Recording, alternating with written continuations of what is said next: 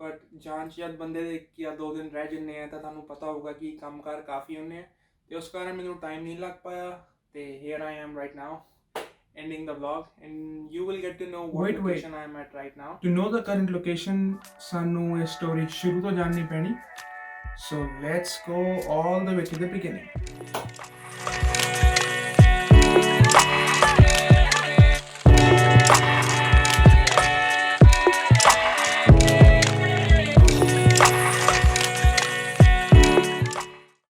And yeah, one more thing, ये vlog थोड़ा raw vlog रहूगा क्योंकि this vlog would be a kind of an informative vlog and शुरू करते हैं फिर आप अपनी story.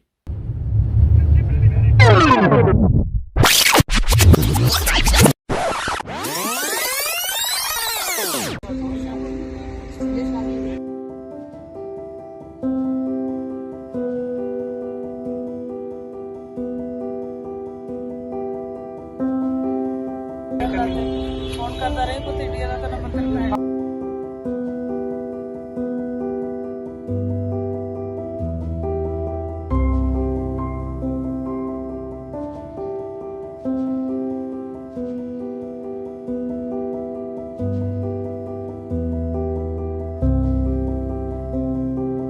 ਤੇ ਹੁਣੀ ਰੀਸੈਂਟਲੀ ਮੈਂ ਆਪਣਾ ਵਲੌਗ ਪਾਇਆ ਸੀਗਾ Winnipeg to Punjab in pandemic ਤੇ ਉਸ 'ਚ ਵੀ ਤੁਹਾਨੂੰ ਮੈਂ ਆਪਣੀ ਸਾਰੀ ਜਰਨੀ ਦਿਖਾਈ ਸੀਗੀ ਨਾਓ ਅਗੇਨ ਹੁਣ ਮੈਂ ਜਦ ਵਾਪਸ ਚੱਲਿਆ ਤਾਂ ਇੱਕੋ ਚੀਜ਼ ਤੁਹਾਨੂੰ ਬਾਰ-ਬਾਰ ਦਿਖਾਈ ਜਾਵਾਂ ਉਹ ਗੱਲ ਫਿਰ ਬਣਦੀ ਨਹੀਂ ਹੈ so I would just focus on the key points ਜਿਹੜੀ ਮੇਨ ਗੱਲਾਂ ਇਸ ਵਾਰੀ ਡਿਫਰੈਂਟ ਹੋਈਆਂ ਪਿਛਲੇ ਟਰੈਵਲ ਨਾਲੋਂ like the main thing was the hotel quarantine so rather ਕਿ ਇਸ ਵਾਰੀ ਆਪਾਂ ਸੇਮ ਗੱਲਾਂ ਰਿਪੀਟ ਕਰੀਏ I cut straight to the scene and then will talk only the important aspects of this vlog as always ਫਿਰ ਪਹੁੰਚ ਗਏ Delhi airport ਆਪਣਾ ਲੱਗੇਜ ਹੈ ਤੇ ਮਾਹੌਲ ਤੁਸੀਂ ਦੇਖ ਸਕਦੇ ਹੋ ਕੋਵਿਡ ਵਾਲਾ ਕਿਸੇ ਪਾਸੇ ਹੈ ਨਹੀਂ ਹੈ ਟਰੈਵਲ ਰੈਸਟ੍ਰਿਕਸ਼ਨਸ ਵੱਧ ਗਈਆਂ ਬਟ ਬੰਦਿਆਂ ਨੂੰ ਦੇਖ ਕੇ ਲੱਗ ਨਹੀਂ ਰਿਹਾ ਬਟ ਚਲੋ ਅੰਦਰ ਚੱਲਦੇ ਹਾਂ ਕਿਉਂਕਿ ਇਹਨਾਂ ਨੂੰ ਕਰੀਏ First things first, time is 10:50 PM and the boarding will start at 11:30. ਸੋ ਮੈਂ ਇਸ ਵੇਲੇ ਫੂਡ ਕੋਰਟ ਆਇਆ ਸੀਗਾ ਰੋਟੀ ਵਗੈਰਾ ਖਾ ਰਿਹਾ ਸੀਗਾ ਫਲਾਈਟ ਤੋਂ ਪਹਿਲਾਂ ਤੇ ਜੇ ਸਭ ਤੋਂ ਇੰਪੋਰਟੈਂਟ ਚੀਜ਼ ਹੈ ਜੋ ਮੈਂ ਤੁਹਾਨੂੰ ਦੱਸਣੀ ਚਾਹੂੰਗਾ ਕਿ ਜਿਹੜਾ ਬੰਦਾ ਹੁਣ ਦਿੱਲੀ ਤੋਂ ਕੈਨੇਡਾ ਜਾ ਰਿਹਾ ਹੈ ਤਾਂ 3 things are must 3 things they are asking on the airport. ਪਹਿਲੀ ਚੀਜ਼ ਤੁਹਾਡੇ ਕੋਲ ਹੋਣੀ ਚਾਹੀਦੀ ਹੈ passport obviously and the second thing is negative COVID report and the third thing is you are already pre-booked hotel at Toronto. ਕਿਉਂਕਿ ਜਿਹੜੇ ਲੋਕਾਂ ਕੋਲ ਹੋਟਲ ਨਹੀਂ ਹੈ I'm not sure how the Canadian immigration officer will respond to them ਕਿਉਂਕਿ ਮੇਰੇ ਨਾਲ ਦੇ ਹੁਣ ਵੀ ਜਿੰਨੇ ਪੈਸੇਂਜਰ ਸੀਗੇ ਸਾਰਿਆਂ ਕੋਲ ਆਲਰੇਡੀ ਹੋਟਲ ਬੁੱਕ ਸੀਗਾ ਅਤੇ ਮੈਨੂੰ ਵੀ ਕਾਫੀ ਡਿਫੀਕਲਟੀਜ਼ ਆਈਆਂ ਸੀਗੀਆਂ ਹੋਟਲ ਬੁੱਕ ਕਰਨ 'ਚ ਬਟ ਹੋਟਲ ਮੈਂ ਸਭ ਨੂੰ ਰਿਕਮੈਂਡ ਕਰੂੰਗਾ ਕਿ ਜਿਹੜਾ ਆ ਰਿਹਾ ਇਸ ਵੇਲੇ ਹੋਟਲ ਬੁੱਕ ਕਰ ਲੇ just in case to avoid any trouble so you better have a hotel already booked ਅਤੇ rest everything was the same I was just having my food and ਥੋੜ੍ਹੀ ਦੇਰ ਤੱਕ ਬੋਰਡਿੰਗ ਸ਼ੁਰੂ ਹੋਏਗੀ ਫਿਰ ਆਪਾਂ ਬੋਰਡ ਕਰਾਂਗੇ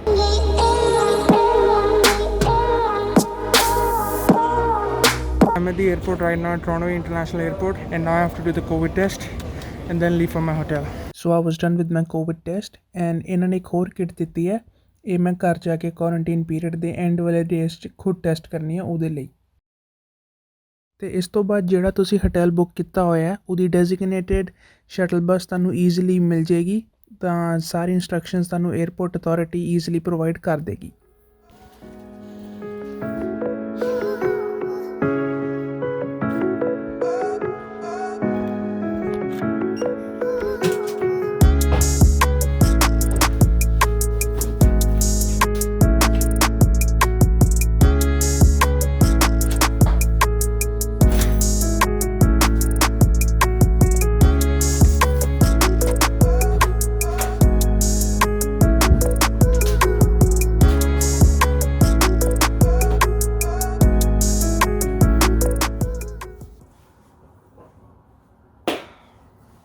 ਹੁਣ ਜਾ ਕੇ ਫਲਾਈਟ ਖਤਮ ਹੋਈ ਹੈ ਹਜੇ ਵੀ ਖਤਮ ਨਹੀਂ ਹੋਈ ਐਕਚੁਅਲੀ 3 ਦਿਨ ਇੱਥੇ ਰਹਿਣਾ 3 ਦਿਨਾਂ ਤੋਂ ਬਾਅਦ ਮੇਰੀ ਅਗਲੀ ਫਲਾਈਟ ਹੈ Winnipeg till then nothing much to do man you not allowed to go outside ਤੇ ਜਿਹੜਾ ਫੂਡ ਵੀ ਹੈ ਉਹ ਵੀ ਤੁਹਾਡੇ ਆ ਕੇ ਡੋਰ 'ਤੇ ਛੱਡ ਜੂਗੇ ਤੇ you will bring your food inside and eat you not allowed to go out so this is my home for next 3 days and some people are saying that the test results will come out in just 1 day.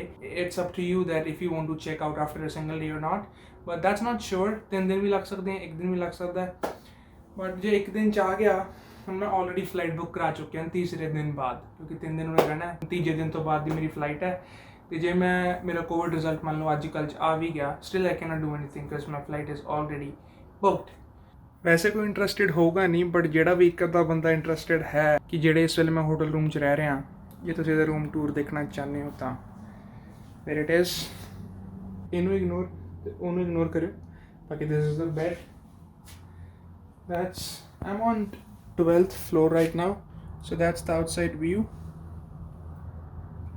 ਸਾਹਮਣੇ ਮੈਨੂੰ CN tower ਦਿਖ ਰਿਹਾ, ਇੱਥੋਂ ਥੋੜਾ ਦੂਰ ਹੈ। This is the washroom. The washroom is really good actually. That's the whole lighting. So that's the washroom. Food ਆਪਣਾ obviously ਅਲੱਗ-ਅਲੱਗ ਹੋਟਲਸ 'ਤੇ ਡਿਪੈਂਡ ਕਰੇਗਾ, ਬਟ ਜੋ ਇਸ ਹੋਟਲ 'ਚ ਮੈਨੂੰ ਪ੍ਰੋਵਾਈਡ ਕੀਤਾ ਗਿਆ, it was not too bad, not too good, it was okay, decent ਸੀ ਕਾਈਂਡ ਆਫ।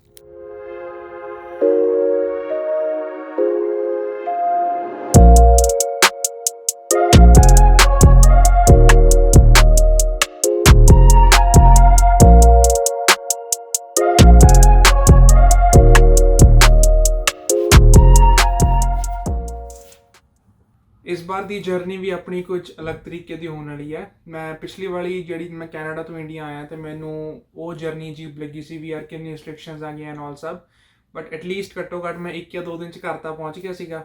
ਇਸ ਵਾਰ ਤਾਂ ਉਹ ਵੀ ਨਹੀਂ ਹੈ, it will take almost 5 days to reach home. So this travel is also going to be a different travel. So welcome to the second chapter of traveling in this pandemic. Like my last travel ਮੈਨੂੰ ਤਦ ਵੀ ਕੁਝ ਨਵਾਂ ਦੇਖਣ ਨੂੰ ਮਿਲਿਆ, ਤੇ ਇਸ ਵਾਰੀ ਦ biggest change is this hotel quarantine and 3 Covid test. Last time ਮੈਂ ਆਇਆ ਸੀਗਾ, ਮੈਂ 2 ਟੈਸਟ ਕਰਾ ਕੇ ਆਇਆ ਸੀਗਾ, ਵੈਸੇ ਲੋੜ 1 ਦੀ ਸੀਗੀ, ਉਹ ਟਾਈਮਿੰਗ ਥੋੜੀ ਗਲਤ ਹੋ ਗਈ ਸੀਗੀ ਮੇਰੀ ਫਲਾਈਟ ਤੋਂ, ਤਾਂ ਕਰਕੇ ਮੈਨੂੰ ਸੈਕਿੰਡ ਟੈਸਟ ਕਰਾਉਣਾ ਪਿਆ। This time you have to do 3 test. First before boarding your flight, ਤੁਹਾਨੂੰ ਇੰਡੀਆ ਤੋਂ ਫਲਾਈਟ ਬੋਰਡ ਕਰਨ ਤੋਂ ਪਹਿਲਾਂ ਇੱਕ ਟੈਸਟ ਆਲਰੇਡੀ ਕਰਾਉਣਾ ਹੈ। You have to show a negative report before boarding the flight 1। Second ਤੁਹਾਡਾ ਟੈਸਟ ਹੋਏਗਾ ਤੁਹਾਡੀ ਪੋਰਟ ਆਫ ਐਂਟਰੀ 'ਤੇ, ਤੁਸੀਂ ਕੈਨੇਡਾ ਜਿੱਥੋਂ ਐਂਟਰ ਕਰਦੇ ਹੋ। ਮੇਰੇ ਕੇਸ ਮੈਂ ਟੋਰਾਂਟੋ ਤੋਂ ਐਂਟਰ ਹੋਇਆ, ਤੇ ਮੈਂ ਟੋਰਾਂਟੋ ਆਪਣਾ ਸੈਕਿੰਡ ਟੈਸਟ ਕਰਾਇਆ ਕੋਵਿਡ ਦਾ। ਸੈਕਿੰਡ ਟੈਸਟ ਕਰਾਉਣ ਤੋਂ ਬਾਅਦ ਦੇ gave me another kit which is this, and ਇਹ ਮੈਂ ਵਿਨੀਪੈਗ ਜਾ ਕੇ 14 days ਦੇ ਕੁਆਰੰਟੀਨ ਤੋਂ ਬਾਅਦ then I have to perform another test and then I am all set after that. Imagine you have to book a government approved hotel before boarding your flight, and ਜਿਹਦੇ charges net ਤੇ Canadian sites ਤੇ show ਕੀਤੇ ਗਏ ਕਿ $2000 ਤੁਹਾਨੂੰ ਲੱਗੋਗੇ, ਤੇ $2000 ਕਾਫੀ ਪੈਸੇ ਹੁੰਦੇ ਆ ਆਈ ਨੋ, ਤੇ ਬਟ ਜਿਹੜੇ ਬੰਦੇ ਆ ਰਹੇ ਹੁਣ ਉਹਨਾਂ ਨੂੰ ਦੇਣਾ ਪੈਣਾ, ਉਹਨਾਂ ਵਿੱਚੋਂ ਮੈਂ ਵੀ ਹਾਂ। But right now I am at crown plaza hotel at Toronto, ਤੇ ਇੱਧਰ ਮੈਨੂੰ ਦੇਣਾ ਪੈ ਰਿਹਾ $319 ਪਰ ਡੇ ਪਲੱਸ ਟੈਕਸ, ਐਂਡ ਮੇਰਾ ਟੋਟਲ ਅਪਰੋਕਸ ਬਣਿਆ $1097. So this is less than $2000. I know a proper 2000 ਨਹੀਂ ਹੈ, this is almost half the money.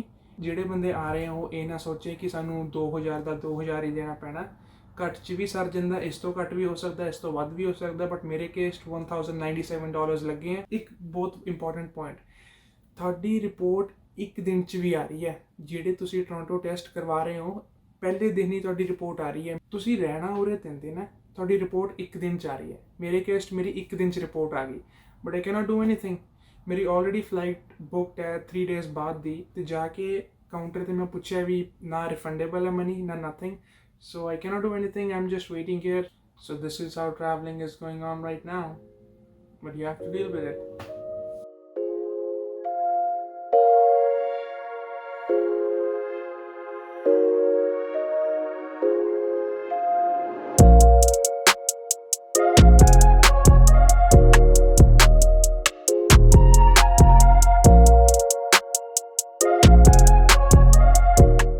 We are all set. The time is 5:30 in the morning, and let's go to the airport.